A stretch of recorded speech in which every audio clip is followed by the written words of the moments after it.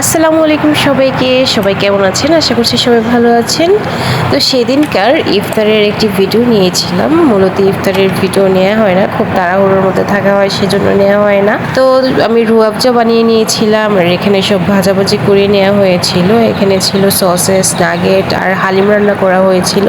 সেজন্য এখানে শসা আর একটুখানি আদা কেটে নেওয়া হয়েছে। আর মুড়ি মাখানোর জন্য এখানে পেঁয়াজ কুচি, কাঁচামরিচ কুচি, আদা কুচি সব কিছু কেটে নেওয়া হয়েছে।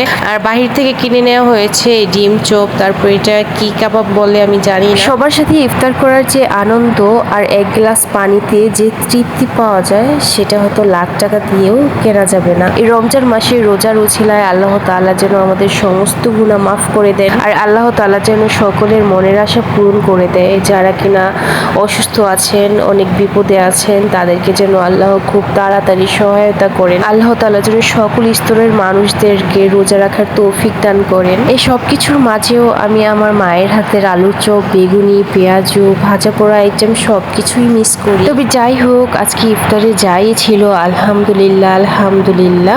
আগে কিন্তু মানুষ খাবারের প্রতি এত ঝুঁকে যেত না, এখন কিন্তু ইফতারে মানুষ খাবারের প্রতি খুব বেশি ঝুঁকে যায়। মানে এক এক দিন এক এক মেনু করতে হবে, এক এক দিন এক এক আইটেম আনতে হবে, এরকম একটা অবস্থা হয়ে গিয়েছে। আর আমাদের বাসায় সবচেয়ে মজার ব্যাপার হলো আমাদের কিছুই রান্না করতে হয় না, যা রান্না করার আমার শ্বশুর বাবাই করেন। যেমন আজকে আমার শ্বশুর বাবাই রান্না করেছেন, হালিম রান্না করেছেন। মানে রোজার মাসে আমরা একটু রেস্টে থাকি, আমার শ্বশুর বাবাই রান্না করেন।